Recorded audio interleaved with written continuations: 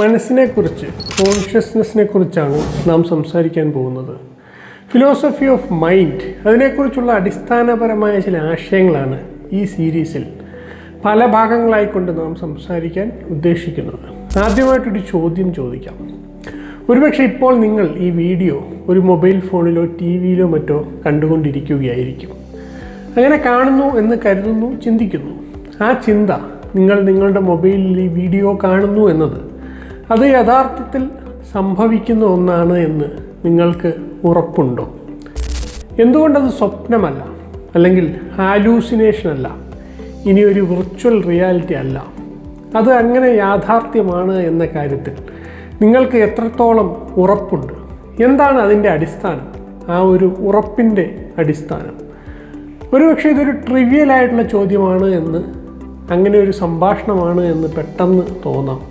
നിസ്സാരമായ കുസൃതി നിറഞ്ഞ ഒരു ചോദ്യം. അല്ലെങ്കിൽ പിന്നെ നാം കണ്ടുകൊണ്ടിരിക്കുന്ന, അനുഭവിച്ചു കൊണ്ടിരിക്കുന്ന ഈ ഒരു വസ്തുതയെക്കുറിച്ച് അത് യാഥാർത്ഥ്യമാണോ എന്ന് ചോദിക്കുന്നതിന് എന്താണ് പ്രസക്തി? എന്നാൽ ഇത്തരം ഒരു ചോദ്യത്തിലൂടെയാണ്, ഒരുപക്ഷെ ഏറ്റവും പ്രൊഫൗണ്ടായിട്ടുള്ള ഒരു പ്രശ്നത്തിലൂടെയാണ് മെഡിറ്റേഷൻസ് എന്നുള്ള റെനെ ഡെക്കാർത്തിൻ്റെ തത്വചിന്താപരമായ ഗ്രന്ഥം ആരംഭിക്കുന്നത്. നമുക്കറിയാം, ആധുനിക തത്വചിന്തയുടെ പിതാവ് എന്നൊക്കെ അറിയപ്പെടുന്ന ഒരു വ്യക്തിയാണ് റെനെ ഡെക്കാർത്ത്. അപ്പോൾ ഇതൊരു നിസ്സാരമായ ചോദ്യമല്ല. നമുക്ക് എന്താണ് ഈ ചോദ്യത്തിൻ്റെ അർത്ഥം, അല്ലെങ്കിൽ അത് നമ്മൾ എങ്ങനെ വിശദീകരിക്കുമെന്ന് ഒന്ന് ചിന്തിച്ചു നോക്കാം. എങ്ങനെയാണ് നിങ്ങൾ സ്ഥാപിക്കുക? നിങ്ങൾ ഇപ്പോൾ ഈ വീഡിയോ കണ്ടുകൊണ്ടിരിക്കുകയാണ്. നിങ്ങളുടെ മൊബൈലിൽ ഈ വീഡിയോ കണ്ടുകൊണ്ടിരിക്കുന്നത് ഒരു യാഥാർത്ഥ്യമാണ്. യഥാർത്ഥത്തിൽ അത് നടന്നുകൊണ്ടിരിക്കുകയാണ് എന്നൊക്കെയുള്ള ഈ കാര്യങ്ങൾ നിങ്ങൾ എങ്ങനെയാണ് തെളിയിക്കുക?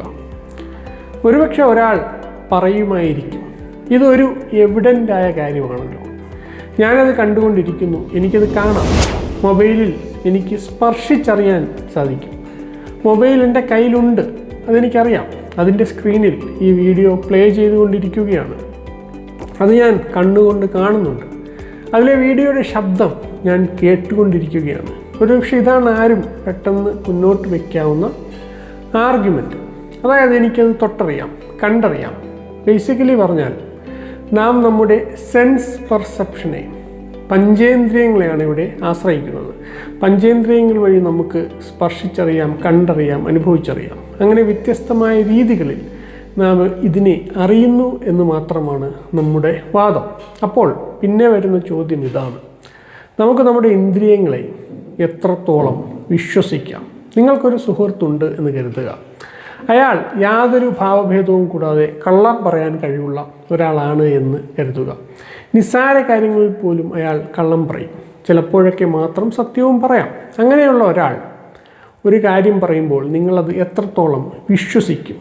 കള്ളം പറയുമ്പോഴും അയാൾക്ക് ഒരല്പം പോലും ഭാവഭേദം ഉണ്ടായിരിക്കില്ല എന്നതുകൊണ്ട് തന്നെ നാം ആ പറയുന്നതിനോട് കുറച്ചൊക്കെ അവിശ്വാസമാണ് പുലർത്തുക, അല്ലേ? അത് യഥാർത്ഥത്തിലുള്ളതാണോ, വസ്തുതയാണോ എന്ന് നമുക്ക് സംശയം തോന്നാം. യഥാർത്ഥത്തിൽ ഇത്തരത്തിലുള്ള ഒരു സിറ്റുവേഷനിൽ തന്നെയാണ് നമ്മുടെ പഞ്ചേന്ദ്രിയങ്ങളുടെ കാര്യത്തിലും നമ്മളുള്ളത്. എപ്പോഴും പല പല കാര്യങ്ങൾ അത് നമ്മോട് പറയുന്നു. അത് സത്യമാണ് എന്ന രീതിയിൽ, കൺവിൻസിങ് ആയിട്ടുള്ള രീതിയിൽ പറയുന്നു. എന്നാൽ അത് എത്രത്തോളം സത്യമാണ്? ഈ ഒരു ചോദ്യമാണ് ഒരുപക്ഷെ പ്രമുഖനായ മുസ്ലിം ദൈവശാസ്ത്രജ്ഞനായിരുന്ന ഇമാം ഗസാലി അദ്ദേഹത്തിൻ്റെ മുൻകിത്ത് മിൻ ദലാൽ എന്ന പുസ്തകത്തിൽ പറയുന്നത്. അദ്ദേഹവും സമാനമായ രീതിയിൽ സെൻസസിനെ സംശയിക്കുന്നുണ്ട്. അദ്ദേഹം ചില കാര്യങ്ങൾ ചൂണ്ടിക്കാണിക്കുന്നു. ഉദാഹരണത്തിന്, ഒരു മരത്തിൻ്റെ നിഴൽ, ഷാഡോ നിങ്ങൾ കാണുമ്പോൾ അത് ചലിക്കാതെ നിശ്ചലമായി നിൽക്കുന്നതായി നിങ്ങൾക്ക് തോന്നാം. എന്നാൽ അത് സൂര്യൻ്റെ ചലനത്തിനനുസരിച്ച് ക്രമേണ ചലിക്കുന്നുണ്ട്. അതൊരു പക്ഷേ ഒരുപാട് മണിക്കൂറുകൾക്ക് ശേഷം വീണ്ടും നോക്കുമ്പോഴായിരിക്കും നിങ്ങൾക്ക് ബോധ്യമാവുക. അതേപോലെ ആകാശത്തുള്ള നക്ഷത്രങ്ങൾ, അത് ചെറിയൊരു നാണയത്തിൻ്റെ വലിപ്പത്തിലാണ് നിങ്ങൾ കാണുന്നത്. എന്നാൽ യഥാർത്ഥത്തിൽ അവയുടെ വലിപ്പം ഭൂമിയെക്കാളും എത്രയോ ഇരട്ടിയാണ്. ഭൂമിയെക്കാളും അത് എത്ര വലുതാണ് എന്നതൊക്കെ നമുക്കറിയാം. അതായത് ഇവിടെ സെൻസസ് വഴി, സെൻസ് പെർസെപ്ഷൻ വഴി നമുക്ക് ലഭിക്കുന്ന അറിവ് യാഥാർത്ഥ്യത്തോട് യോജിക്കുന്ന ഒന്നല്ല. ഇനി എൻ്റെ കയ്യിൽ ഈ മൊബൈൽ ഇരിക്കുന്നതും അതിൽ ഞാൻ വീഡിയോ കാണുന്നതുമെല്ലാം എത്രത്തോളം ഉജ്ജ്വലമായി, വിവിഡായി നമുക്ക് അനുഭവപ്പെടുന്നു എന്നത് എടുക്കുക. അത് ഒരു തെളിവാണോ? ഇത് യാഥാർത്ഥ്യമാണ് എന്നതിൻ്റെ തെളിവ്?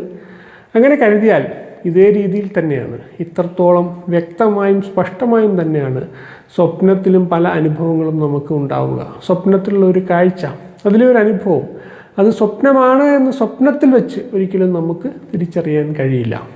അതായത് ഒരു അനുഭവത്തിൽ തന്നെ അത് റിയലാണോ അല്ലയോ, യഥാർത്ഥത്തിൽ സംഭവിക്കുന്നതാണോ അല്ലയോ എന്ന് അറിയാൻ നമുക്ക് ഒരിക്കലും മാർഗമില്ല. സ്വപ്നത്തിൻ്റെ ഉദാഹരണം ഇമാം ഗസാലിയുടെ പുസ്തകത്തിലും പറയുന്നുണ്ട്. ഇനി സ്വപ്നം മാത്രമല്ല ഇക്കാര്യത്തിൽ ചൂണ്ടിക്കാണിക്കാവുന്നത്. എങ്ങനെയാണ് നാം സെൻസസിലൂടെ ഒരു കാര്യം അറിയുന്നത്? ഒരു നാരങ്ങ എടുക്കുക, എങ്ങനെയാണ് അത് നാം കാണുന്നത്? കാഴ്ചയുടെ അനുഭവം ഉണ്ടാകുന്നത് എങ്ങനെയാണ്? നമുക്കറിയാം, നാരങ്ങയിൽ നിന്ന് പ്രകാശരശ്മികൾ പ്രതിഫലിക്കുകയും അത് കണ്ണിൻ്റെ റെറ്റിനയിൽ എത്തിച്ചേരുകയും ചെയ്യുന്നു. അവിടെ നിന്ന് അത് നമ്മുടെ നേർസ് വഴി തലച്ചോറിൻ്റെ ഒരു പ്രത്യേക ഭാഗത്ത് എത്തിച്ചേരുകയും അവിടെ ന്യൂറൽ ആക്ടിവിറ്റീസ് ട്രിഗർ ചെയ്യുകയും ചെയ്യുന്നു. അങ്ങനെയാണ് നമുക്ക് കാഴ്ച എന്ന അനുഭവം ഉണ്ടാകുന്നത്. ഈ അനുഭവത്തിൽ ഒരു ന്യൂറോ സർജൻ സമാനമായ നിലയിൽ നമ്മുടെ തലച്ചോറിൻ്റെ അതേ ഭാഗത്ത് അതേ രീതിയിലുള്ള ഒരു ട്രിഗർ ആർട്ടിഫിഷ്യലി ക്രിയേറ്റ് ചെയ്താലും നമുക്ക് എന്താണ് ഇതേ കാഴ്ച കാണാൻ പറ്റും. എക്സ്റ്റേണലി വസ്തു ഉണ്ടാവണമെന്നില്ല, അത് ഇൻ പ്രിൻസിപ്പിൾ സാധ്യമാണ്, ആണല്ലോ. കാഴ്ച മാത്രമല്ല, നമ്മുടെ ഓരോ സെൻസറി അനുഭവങ്ങളുടെ കാര്യവും ഇങ്ങനെ തന്നെയാണ്. അതായത് നിങ്ങൾ മൊബൈൽ നോക്കുന്നു, ഈ വീഡിയോ കാണുന്നു എന്നതും അതുപോലുള്ള മറ്റനുഭവങ്ങളും എല്ലാം തന്നെ നിങ്ങളുടെ തലച്ചോറ് ഡിസെംബോഡീഡായ നിലയിൽ ഒരു ലാബിലോ ഒരു സൂപ്പർ കമ്പ്യൂട്ടറിൻ്റെ ഉള്ളിലോ മറ്റോ ആയിരിക്കുകയും ചില ന്യൂറോ സയൻറ്റിസ്റ്റുകൾ സവിശേഷമായ ട്രിഗേഴ്സ് വഴി ഈ അനുഭവങ്ങൾ സൃഷ്ടിക്കുകയുമാണ് എന്ന് വേണമെങ്കിൽ നമുക്ക് ആലോചിക്കാവുന്നതാണ്. ഡെക്കാർത്ത് ഏറെക്കുറെ സമാനമായ മറ്റൊരു ഉദാഹരണം തൻ്റെ മെഡിറ്റേഷൻസ് എന്ന പുസ്തകത്തിൽ പറയുന്നുണ്ട്. അതായത് ഒരു ഈവിൽ സ്പിരിറ്റ്, ഡേമൺ, നമ്മുടെ ഉള്ളിൽ ഓരോ അനുഭവങ്ങളും ഓരോ കാഴ്ചകളും ഓരോ മുഹൂർത്തങ്ങളും സൃഷ്ടിക്കുകയാണ് എങ്കിൽ അതെങ്ങനെയാണ് നമുക്ക് അങ്ങനെയല്ല എന്ന് പറയാൻ കഴിയുക എന്നതാണ് അദ്ദേഹത്തിൻ്റെ ചോദ്യം. ഇവിടെയെല്ലാം നാം പഞ്ചേന്ദ്രിയങ്ങളിൽ കൂടി അനുഭവിക്കുന്ന പെർസെപ്ഷനും അതിൽ നിന്ന് വേറിട്ട പുറത്തുള്ള ആ റിയാലിറ്റിയും തമ്മിലുള്ള വലിയൊരു ഗ്യാപ്പിനെയാണ് ഡെക്കാർത്ത് തൻ്റെ ചിന്തയിൽ സൂചിപ്പിക്കാൻ ആഗ്രഹിക്കുന്നത്. നികത്താൻ കഴിയാത്ത വലിയൊരു ഗ്യാപ്പ് തന്നെയാണത്. അറിവിനെക്കുറിച്ചുള്ള, അത് നാം എങ്ങനെ ആർജിക്കുന്നു എന്നതിനെക്കുറിച്ചാണ് നമ്മുടെ ധാരണകൾ, അടിസ്ഥാനങ്ങൾ. ഇവ രൂപപ്പെടുന്നതിൽ നിർണായകമായിട്ടുള്ള ചിലത് ഇതിലുണ്ട്. ഫിലോസഫിക്കലായ ഭാഷയിൽ എപ്പിസ്റ്റമോളജി എന്ന് പറയാവുന്ന എങ്ങനെ അറിവ് സാധ്യമാകുന്നു എന്ന അന്വേഷണത്തിൽ ഏറെക്കുറെ നിർണായകമായിട്ടുള്ള ചില കാര്യങ്ങൾ. പഞ്ചേന്ദ്രിയങ്ങളാണ് അറിവിന് ആധാരം എന്ന് കരുതുന്ന ചിന്താധാരയാണ് എംപിരിസിസം. ഡെക്കാർത്ത് അതിനോട് യോജിച്ചില്ല എന്നത് വ്യക്തമാണല്ലോ. പഞ്ചേന്ദ്രിയങ്ങളിൽ നിന്ന് നമുക്ക് ലഭിക്കുന്ന അറിവ് അതിൽ തന്നെ വളരെ വളരെ പരിമിതമാണ്, ഏറെ ഫീബിൾ ആണ്. അത് നാം ഉണർവിലാണോ സ്വപ്നം കാണുകയാണോ എന്ന് പോലും തിരിച്ചറിയാൻ കഴിയാത്ത വിധം ദുർബലമാണ്. നമുക്ക് ഏതെങ്കിലും വിധത്തിൽ അറിവ് ലഭിക്കുന്നുവെങ്കിൽ അതൊരിക്കലും പഞ്ചേന്ദ്രിയങ്ങളിൽ നിന്നല്ല, മറിച്ച് അതിൽ നിന്നും ഇൻഡിപെൻഡൻ്റ് ആയിട്ടുള്ള പ്യുവർ റീസണിൽ നിന്നാണ്, യുക്തി. ഈ ഒരു ചിന്തയാണ് റാഷണലിസം എന്ന് അറിയപ്പെടുന്നത്. അപ്പോൾ സെൻസ് പെർസെപ്ഷൻസിൽ നിന്ന് ലഭിക്കുന്ന അറിവുകളെ സംശയിച്ചുകൊണ്ട് നാം സ്വപ്നം കാണുകയാണോ, അല്ലെങ്കിൽ നമ്മുടെ തലച്ചോറ് ലാബിൽ കമ്പ്യൂട്ടറിൻ്റെ ഉള്ളിലാണോ, അല്ലെങ്കിൽ ഒരു ഈവിൽ സ്പിരിറ്റ് നമ്മളെ നിരന്തരം വഞ്ചിച്ചുകൊണ്ടിരിക്കുകയാണോ തുടങ്ങിയ ചോദ്യങ്ങളിൽ പെട്ടുഴലുമ്പോൾ എങ്ങനെയാണ് ഡെക്കാർത്ത് റാഷണലിസം, ഈ പറഞ്ഞ റാഷണലിസം സ്ഥാപിക്കുന്നത്? ഇതൊന്നും തന്നെ ഒരു യാഥാർത്ഥ്യമല്ല, നമ്മുടെ അനുഭവങ്ങളുടെ റിയാലിറ്റി ആശങ്കയിലാണ് എന്നിരിക്കെ എങ്ങനെയാണ് അദ്ദേഹത്തിന് അറിവ് സ്ഥാപിക്കാൻ കഴിയുന്നത്? ഇതാണ് അദ്ദേഹത്തിൻ്റെ പ്രസിദ്ധമായ കൊഗിറ്റോ എർഗോ സം, I think therefore I am. അതായത് ഇന്ദ്രിയങ്ങളിലൂടെ നമുക്ക് ലഭിക്കുന്ന എല്ലാ അറിവുകളെയും നമുക്ക് സംശയിക്കാം, എല്ലാ അനുഭവങ്ങളെയും നമുക്ക് സംശയിക്കാം. അങ്ങനെ സംശയിച്ചു കൊണ്ടിരിക്കുന്ന എൻ്റെ എക്സിസ്റ്റൻസ്, അത് പക്ഷേ നമുക്ക് സംശയിക്കാൻ സാധ്യമല്ല. കാരണം അങ്ങനെ ഒരു ഐ ഉണ്ടെങ്കിൽ മാത്രമേ നമുക്ക് സംശയിക്കാൻ സാധിക്കുകയുള്ളൂ. ആരാണ് ഈ സംശയിക്കുന്നത് എന്ന ഒരു ചോദ്യം ഉണ്ടല്ലോ. അതായത് സംശയിക്കുന്ന ആത്മാവിനെ നിഷേധിക്കാൻ കഴിയാത്തത് കൊണ്ട് തന്നെ അത് യാഥാർത്ഥ്യമായിരിക്കണം എന്നതാണ് ഡെക്കാർത്തിൻ്റെ അടിസ്ഥാനപരമായ ആശയം. ഇപ്പോൾ ഇതുവരെ എല്ലാം ഓക്കെയാണ്. ഞാൻ എന്ന ഉണ്മയെ നാം സ്ഥാപിച്ചു കഴിഞ്ഞു. എന്നാൽ എനിക്ക് ചുറ്റും ഈ ഭൗതികമായ ലോകമുണ്ട്. മേശ, കസേര, മരങ്ങൾ, പാറകൾ, കല്ലുകൾ, പ്ലാനറ്റുകൾ, ഗാലക്സികൾ, ഇതെല്ലാം ചേർന്ന ആ ലോകം, അത് റിയലാണോ? നമ്മുടെ ഇന്ദ്രിയങ്ങളിലൂടെയാണ് നമുക്ക് ഇവയെല്ലാം അനുഭവവേദ്യമാകുന്നത് എങ്കിൽ ഞാൻ മാത്രമായിരിക്കുമോ യഥാർത്ഥത്തിൽ നിലനിൽക്കുന്നത്? ബാക്കിയെല്ലാം എൻ്റെ ഭാവന മാത്രമാണ് എന്ന് വരുമോ? ഇങ്ങനെ വിചാരിക്കുന്നതിനെയാണ് സോളിപ്സിസം എന്ന് പറയുന്നത്. ഞാൻ മാത്രമാണ് എക്സിസ്റ്റ് ചെയ്യുന്നത് എന്ന ഒരു വാദം. ഡെക്കാർത്ത് പക്ഷേ ഒരു സോളിപ്സിസ്റ്റ് ആയിരുന്നില്ല. അദ്ദേഹം ഒരു റിയലിസ്റ്റ് ആയിരുന്നു. തനിക്ക് ചുറ്റുമുള്ള ലോകം, ഭൗതിക ലോകം, ഭൗതിക വസ്തുക്കൾ ഇവയെല്ലാം തന്നെ നിലനിൽക്കുന്ന യാഥാർത്ഥ്യങ്ങളാണ് എന്നാണ് അദ്ദേഹം വിശ്വസിച്ചിരുന്നത്. അദ്ദേഹം സ്വപ്നങ്ങളെക്കുറിച്ചും ഈവിൽ സ്പിരിറ്റിനെക്കുറിച്ചുമൊക്കെ സംസാരിച്ചുവെങ്കിലും അത് തൻ്റെ ഡൗട്ട് വാദിക്കാൻ വേണ്ടി ഉപയോഗിച്ചുവെങ്കിലും യഥാർത്ഥത്തിൽ അദ്ദേഹം ഭൗതികമായ ലോകത്തിൽ, ഒബ്ജക്റ്റീവായ ആ ലോകത്തിൽ അതിൻ്റെ നിലനിൽപ്പിനെക്കുറിച്ച് വിശ്വസിച്ചിരുന്നു. അത് മനസ്സിലാക്കാൻ കഴിയുമെന്നും അദ്ദേഹം വിശ്വസിച്ചിരുന്നു. എന്നാൽ അദ്ദേഹം ഒരു ഇൻഡയറക്റ്റ് റിയലിസത്തിൻ്റെ വക്താവ് കൂടി ആയിരുന്നു. അതായത് ഈ വസ്തുനിഷ്ഠ ലോകത്തെ നാം അറിയുന്നത് നേർക്ക് നേരെയല്ല, അത് ഇൻഡയറക്റ്റ് ആയിട്ടാണ്.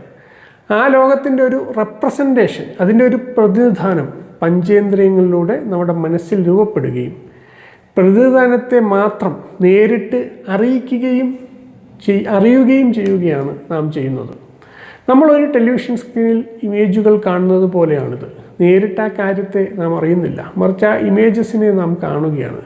സമാനമായ രീതിയിൽ പുറമേയുള്ള യാഥാർത്ഥ്യത്തെ അല്ല, ആ യാഥാർത്ഥ്യത്തിൽ നിന്ന് നമ്മുടെ പഞ്ചേന്ദ്രിയങ്ങളിലൂടെ നമ്മുടെ തലച്ചോറിലെത്തുകയും അവിടെ ഒരു ഇമേജ് ആയി അല്ലെങ്കിൽ ഒരു പ്രതിനിധാനമായി രൂപപ്പെടുകയും ചെയ്യുന്ന ഒന്നിനെയാണ് യഥാർത്ഥത്തിൽ നാം അറിയുന്നത്. അതുകൊണ്ടാണ് അത് ഇൻഡയറക്റ്റ് റിയലിസം, റെപ്രസെൻറ്റേഷണൽ റിയലിസം എന്നൊക്കെ അറിയപ്പെടുന്നത്. മറ്റൊരു പേര് കോസൽ റിയലിസം എന്നാണ്. ഭൗതിക വസ്തു തീർക്കുന്ന കാര്യകാരണ ബന്ധങ്ങളിൽ നിന്നാണ്, ഒരുപാട് കോസുകളിൽ നിന്നാണ് ഈ ഒരു പ്രതിനിധാനം രൂപപ്പെടുന്നത് എന്നതുകൊണ്ടാണ് ഇത്.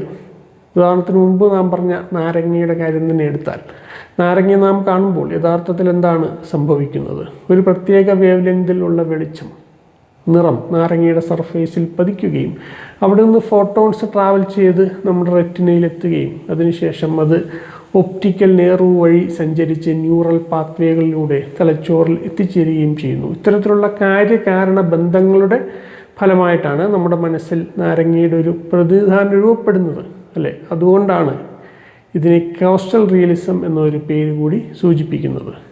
നാം മുമ്പ് പറഞ്ഞ I think therefore I am എന്ന വിഷയത്തിലൂടെ സബ്ജക്റ്റീവായ വ്യക്തിയുടെ ഉണ്മ അദ്ദേഹം സ്ഥാപിച്ചത് നാം കണ്ടു. എങ്ങനെയാണ് എനിക്ക് പുറത്തുള്ള ഒബ്ജക്റ്റീവായ ലോകത്തിൻ്റെ റിയലായിട്ടുള്ള എക്സിസ്റ്റൻസ്, അതിൻ്റെ നിലനിൽപ്പിനെ തത്വചിന്താപരമായി സ്ഥാപിക്കാൻ കഴിയുക എന്നതുകൂടി ഉണ്ടല്ലോ. അത് നോക്കാം. ഡെക്കാർത്ത് ചെയ്യുന്നത് ഞാനെന്ന ആശയത്തിൽ നിന്ന് ദൈവത്തിൻ്റെ എക്സിസ്റ്റൻസ് സ്ഥാപിക്കുകയും തെളിയിക്കുകയും അതുവഴി അവൻ്റെ ഗുഡ്നെസ്, സെൻസ് എക്സ്പീരിയൻസിൻ്റെ യാഥാർത്ഥ്യത്തിലേക്ക് വിരൽ ചൂണ്ടുകയും ചെയ്യുന്നുണ്ട് എന്ന് പറയുകയാണ്.